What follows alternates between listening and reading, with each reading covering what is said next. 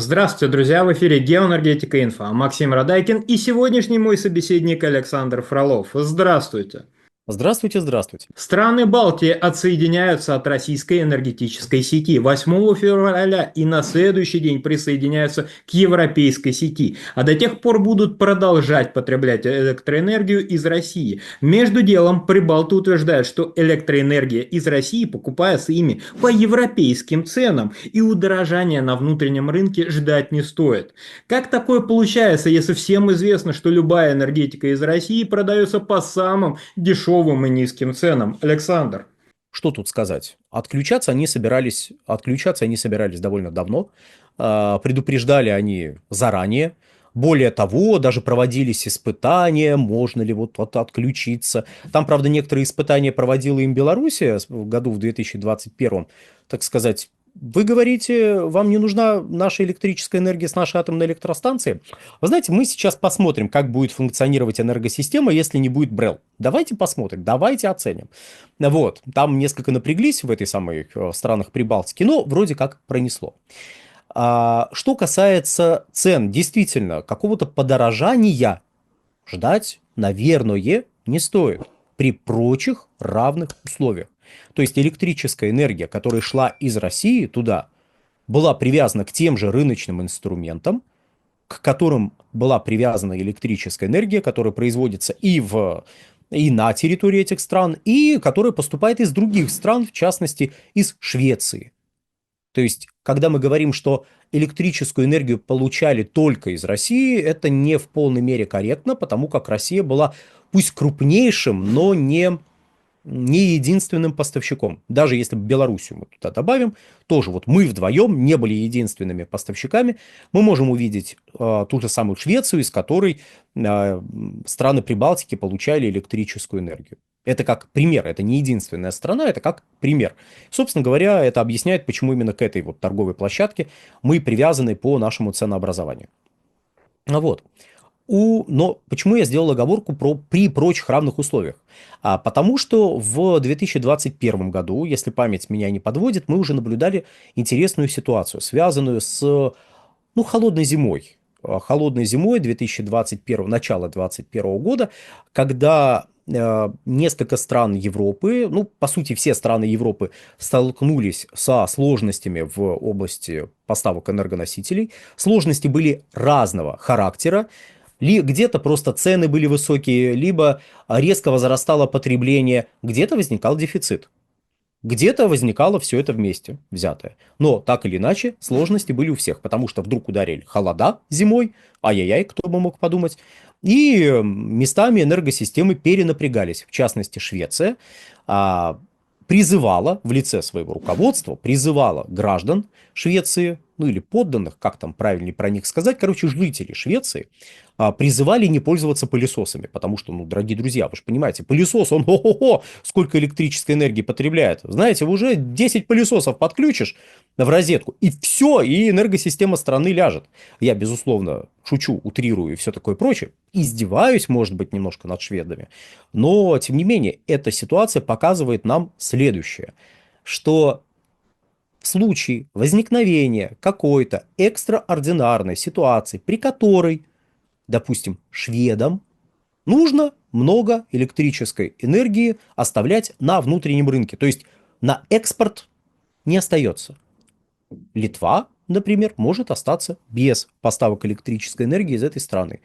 А так как все-таки, знаете, погодные условия, они тоже не в курсе вот этих вот невероятно важных государственных границ, то аналогичные проблемы могут возникнуть в то же время и у Финляндии, и у Польши, и у других теоретически возможных поставщиков электрической энергии.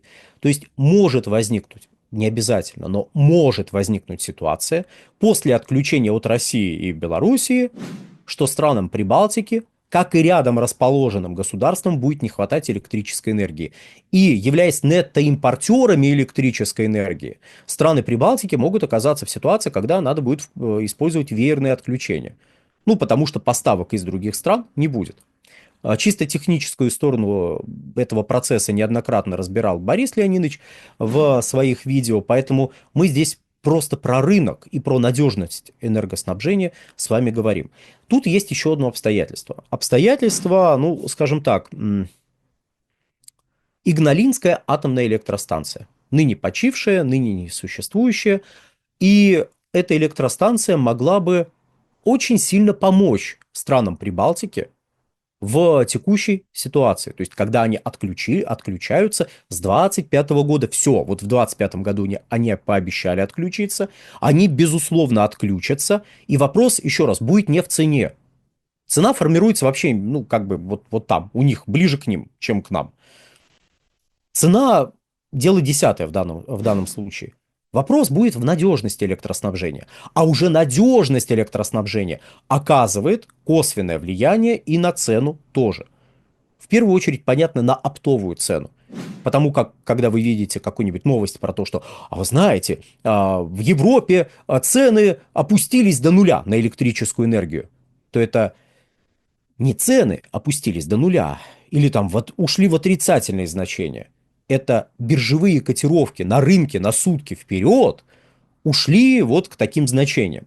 Это один из видов рынков электрической энергии. Точнее, один из элементов такого большого рынка электрической энергии.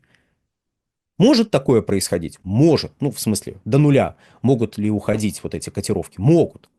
А могут они, наоборот, в несколько раз возрастать. Вы не поверите. Могут.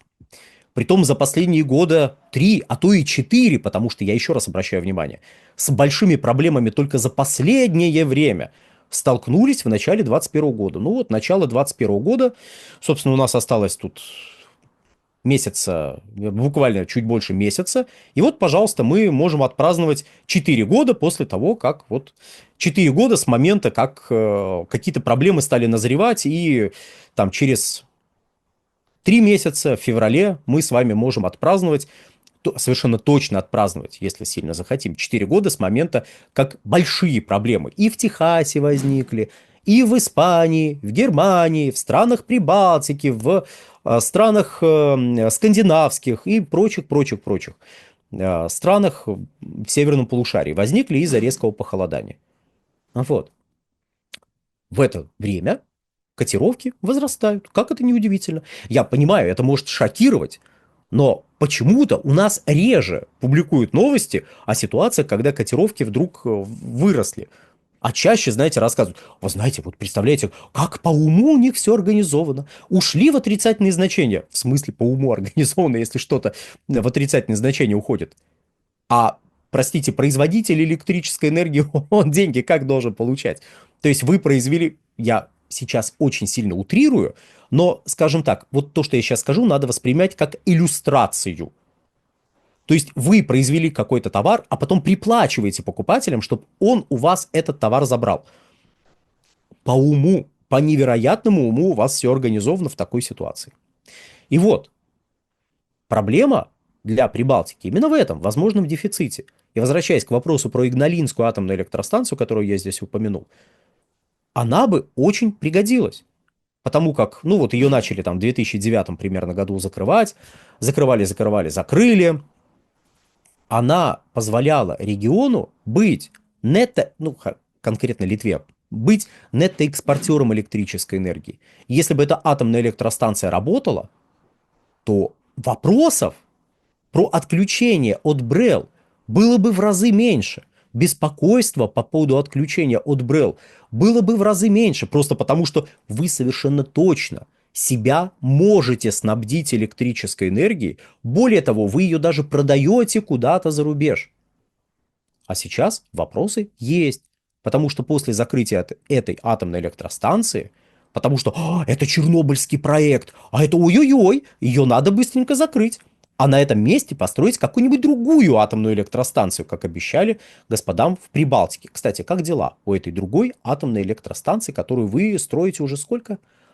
Сколько вы там, вы хотя бы с подрядчиком, даже с подрядчиком, вот с компанией, которая будет вам строить, вы определились? Нет? 15 лет прошло с момента, как вы начали закрывать Игналинскую АЭС. Что случилось? Что-то пошло не так, да? А что конкретно? И кто-нибудь будет за это отвечать? Никто не будет за это отвечать. Все нормально? Все в порядке? Закрытие крупнейшего генерирующего объекта, который позволял вам зарабатывать деньги, ну, потому что вы вступили в ЕС. А зачем в ЕС какие-то другие поставщики электрической энергии? Недорогой дружок, ты нам нужен как покупатель, как продавец, ты нам нафиг не сдался. Поэтому, кстати, страны, которые являются поставщиками чего-либо крупными, в подобного рода объединения принимаются с большой неохотой. Прям, знаете, с большим скрипом. А те страны, которые можно сделать покупателями, и за счет этого расширить свой гарантированный рынок сбыта для чего-либо, вот их принимают, да. Как дела? Все в порядке? Еще раз, кто-нибудь ответит за это? Никто не ответит. Потому что как здорово, как замечательно. Вы вступили в ЕС, вам сказали, ой-ой-ой, это атомная электростанция Чернобыльского проекта. Она такая небезопасная. Она такая прям ой-ой-ой. И даже может быть немножечко ай-яй-яй. Давайте ее закроем. Вот вам денежка. Вы как-нибудь там и распределите эти денежки между собой. Ну, в смысле, на закрытие, на закрытие. Закрыли? Хе, молодцы. А мы вам новую построим. Прям лучше прежней. Возможно, даже на том же месте.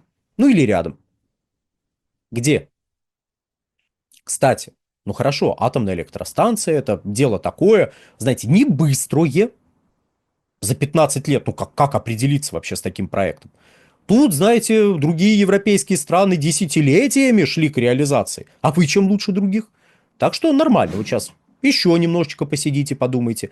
Денежку где-нибудь найдите на эту атомную электростанцию. Попросите вот где-нибудь у кого-нибудь. Госдолг, может быть, увеличьте за счет чего-нибудь, за счет того, что кредит под эту атомную электростанцию возьмете, если, в принципе, вы ее строить будете. Зачем она вам, я не очень понимаю, учитывая деиндустриализацию региона. Ну, просто атомные электростанции нужны, по большому счету, странам с амбициями в плане промышленности. Что мы сейчас у себя промышленность будем развивать. Либо странам с амбициями в области роста спроса на электрическую энергию.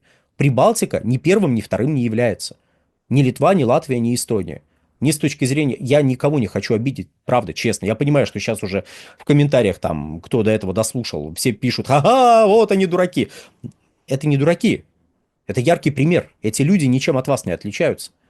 И вы, оказавшись в тех же условиях, будете вести себя так же. И последнее, хорошо, с атомной электростанцией не задалось. Одну закрыли, вторую не построили. Там, знаете как, третью поломал, одну поломал, вторую потерял. Так бывает. Газовые электростанции. Были же разговоры, что нужно расширять мощности мощности газовой генерации. И нет, не использовать для производства электрической энергии какие-то богомерзкие поставки из России. Фу-фу-фу на них. Вот у нас независимость. Это название СПГ-терминала, который есть в Литве. Мы будем брать оттуда газ. Этот газ будет поступать в нашу сеть. Из нашей сети он будет идти прямо на газовые электростанции, которые будут вырабатывать необходимую электрическую энергию. Как с этим дела? Ну, как дела с этим? Или вы парировать риски в области надежности энергопоставок собираетесь за счет того, что будете просто сокращать спрос? Ну, это тоже выход, по большому счету. Это тоже выход. Ничем не хуже, точнее, много чем хуже. Но если так, по модулю, ничем не хуже любого другого. Поэтому если так, то можно и без газовой генерации обойтись, и без атомной генерации обойтись, и от БРЭЛ отсоединиться. И проблема, завершая, не в цене, разумеется. Проблема в надежности. И когда вам кто-то, если вдруг нас смотрит кто-то из Прибалтики, когда вам говорят, ребята, ну что вы переживаете? Цены не вырастут, потому что эти поставки нам тоже шли там, черт побери, вот таким-то ценам. Да, правда. Именно по таким ценам шли. Поэтому у вас электрическая энергия в несколько раз дороже, чем в Российской Федерации. Вы в несколько раз богаче, чем в Российской Федерации. Правда-правда? Честно-честно. Именно поэтому вы платите больше, а не потому, что у вас так рынок интересно настроен. Так вот, когда вам эти люди рассказывают про цену, они от самого главного ваше внимание пытаются отвлечь от вопроса надежности энергопоставок. На сегодня все. Всего хорошего. Александр, большое спасибо за комментарий. Друзья, в это интересное время подписывайтесь на наш телеграм-канал, подписывайтесь на канал Александра Фролова. Ссылки будут в описании и закрепленном комментарии. Там же будут реквизиты для желающих финансово поддержать наш проект, чтобы мы и также бодро вещали на всех площадках без монетизации с вашей помощью. Спасибо, до новых встреч. Да, всего хорошего и, дорогие друзья, подпишитесь, пожалуйста, на телеграм-канал «Нефтегазовая игра», это мой персональный телеграм-канал, на телеграм-канал «Инфотек». Всего хорошего.